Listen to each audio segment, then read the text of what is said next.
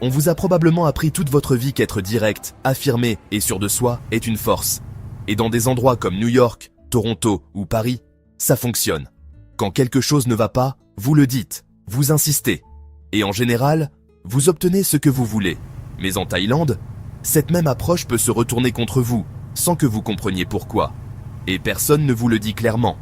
Les gens sourient, ils restent polis, ils n'entrent jamais en conflit. Mais derrière les sourires, quelque chose change. Le service ralentit, les échanges deviennent plus froids. Et les portes qui devraient s'ouvrir restent fermées. Nous ne l'avons pas compris tout de suite non plus. Mais après du temps sur place et plusieurs échanges avec des locaux, tout a commencé à devenir évident. Le ton, le calme, le respect. Ici, ils comptent autant, sinon plus, que le fait d'avoir raison. Et une fois que vous ajustez ça, tout change. Beaucoup de voyageurs passent à côté de ce mécanisme, non pas parce qu'ils enfreignent des règles, mais parce qu'ils utilisent les mauvaises. La Thaïlande repose sur un système invisible, harmonie, maîtrise de soi, lecture sociale. Et si vous ne le comprenez pas, vous avez l'impression de frapper un mur invisible. Dans cette vidéo, on va décoder 6 comportements occidentaux qui se retournent contre les voyageurs. Et surtout, les ajustements simples qui changent immédiatement la façon dont les gens vous répondent. Imaginez, un stand de street food très fréquenté. Vous attendez votre pad thaï depuis 30 minutes. Vous croisez enfin le regard du cuisinier. Vous montrez votre montre et vous demandez où en est votre plat. Le cuisinier vous regarde et sourit. Instinct immédiat, il ne me prend pas au sérieux. Alors vous insistez.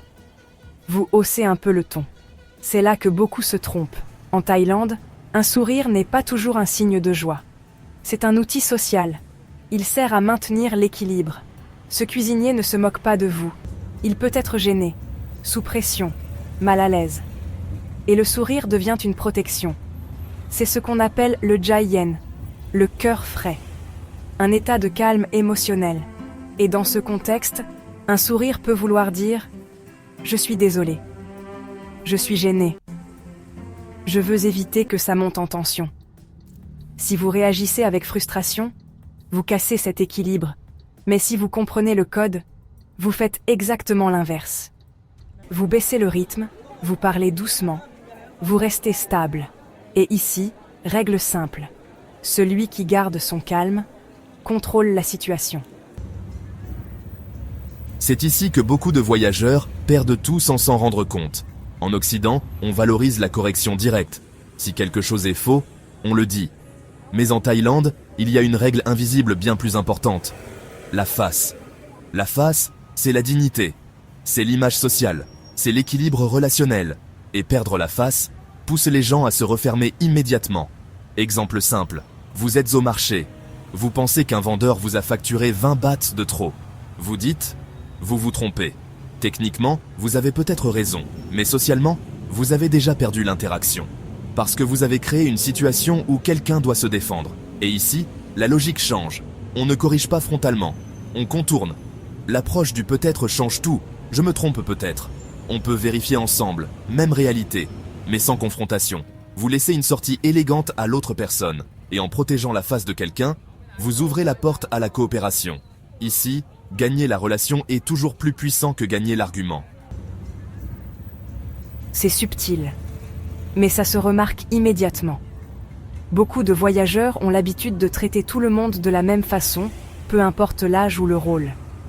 Mais ici, les interactions suivent une logique différente. En Thaïlande, les relations sociales sont influencées par une hiérarchie plus marquée, où l'âge, l'expérience et le statut comptent vraiment. Vous pourriez être surpris que quelqu'un vous demande votre âge quelques minutes seulement après vous avoir rencontré, mais ce n'est pas de l'indiscrétion. C'est une manière de savoir comment se positionner face à vous, quel niveau de respect adopter. Pensez-y comme à un GPS social. Quelques ajustements simples font toute la différence. Utilisez kun avant le prénom, comme kun som. C'est neutre et immédiatement respectueux. Si quelqu'un vous fait un why, répondez par un léger geste en retour. Vous n'avez pas besoin de l'initier dans toutes les situations, mais le reconnaître, c'est essentiel. Ce sont de petits signaux, mais ils changent instantanément la façon dont les gens vous perçoivent. Et même dans les environnements modernes, surtout en ville. Ces codes restent bien présents. C'est ici que les choses commencent à basculer en votre faveur. Dans les cultures rapides, montrer de l'urgence permet souvent d'obtenir des résultats. Mais en Thaïlande, une impatience visible peut produire exactement l'effet inverse. On appelle ça le Jai Rorn, le cœur chaud. Imaginez, votre ferry pour les îles a 1 heure de retard. Vous faites les 100 pas, vous soupirez. Vous regardez votre montre toutes les 10 secondes. Pour vous, c'est simple, vous montrez que votre temps est précieux. Mais pour les autres, cela donne surtout l'impression que vous perdez le contrôle face à quelque chose qui ne peut pas être changé. Et c'est là qu'intervient une idée essentielle. Mai Pen Rai. On le traduit souvent par « pas de souci ». Mais en réalité, c'est bien plus que ça. C'est l'acceptation de ce que vous ne pouvez pas contrôler. Quand un bus est en retard ou que les plans changent, regardez autour de vous. Les locaux ne s'énervent pas. Ils discutent, ils se détendent, ils s'adaptent. Ils pratiquent le Jai Yen. Restez calme plutôt que réagir. Et quand vous adoptez cette même posture, quelque chose change. Les gens deviennent plus ouverts, plus enclins à vous aider. Ce n'est pas de la passivité, c'est simplement choisir l'approche qui fonctionne réellement dans cet environnement. C'est ici que les choses deviennent très concrètes. En Thaïlande, le corps a une forte valeur symbolique. La tête est la partie la plus respectée, les pieds la plus basse. Et dès que vous comprenez cela, votre regard sur les situations du quotidien change complètement. Imaginez une scène simple. Vous êtes dans un supérette, une pièce vous échappe et se met à rouler vers la porte. Votre réflexe ? L'arrêter avec le pied. Et c'est précisément là qu'il faut marquer une pause. En Thaïlande, la monnaie porte souvent l'effigie du roi. Et utiliser son pied pour l'arrêter, même sans intention, peut être perçu comme un manque de respect. Dans certains cas, cela peut créer un malaise ou attirer une attention que vous ne voulez pas. Alors, que faire à la place ? Utilisez vos mains pour manipuler l'argent. Et plus largement, soyez attentifs à votre langage corporel dans les espaces partagés. Évitez de toucher la tête de quelqu'un.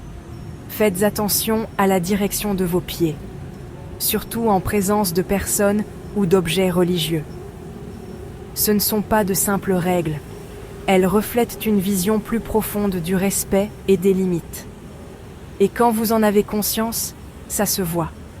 Pas parce que vous cherchez à impressionner, mais parce que vous montrez que vous comprenez l'environnement dans lequel vous vous trouvez. C'est sans doute le domaine où l'erreur peut coûter le plus. Dans de nombreux pays occidentaux, critiquer les dirigeants ou plaisanter sur la politique fait partie du quotidien. Mais en Thaïlande, la réalité est différente. La monarchie y est profondément respectée et encadrée par des lois strictes. Pour un visiteur, la règle est simple. Mieux vaut éviter les remarques légères ou critiques à ce sujet. Pas par contrainte, mais parce que vous entrez dans une culture avec ses propres limites. Les comprendre, c'est déjà faire preuve de respect. Et ici, le respect change tout. Au final, la Thaïlande ne vous demande pas de changer qui vous êtes. Elle vous demande d'ajuster votre rythme. Quand vous cessez d'essayer d'imposer votre approche habituelle et commencez à vous mouvoir avec le rythme local, ce mur invisible disparaît. Les gens réagissent différemment. Les interactions deviennent plus fluides. Et quelque chose de plus profond commence à se produire. La Thaïlande cesse d'être un endroit que vous visitez et commence à se sentir comme un endroit qui vous accueille. Alors, si vous êtes allé en Thaïlande, quel a été votre plus grand choc culturel ? Ou avez-vous vécu une situation où être direct n'a pas fonctionné comme vous l'attendiez ? Partagez votre histoire dans les commentaires. Merci d'avoir regardé. N'oubliez pas de consulter la vidéo connexe sur votre écran pour du contenu plus fascinant. Explorez notre chaîne pour encore plus de vidéos passionnantes. Si vous avez trouvé cette vidéo utile, n'oubliez pas d'aimer, de partager et de vous abonner à Globe Gazette pour d'autres histoires incroyables. Votre soutien compte énormément pour nous. Nous avons hâte de vous retrouver dans la prochaine vidéo.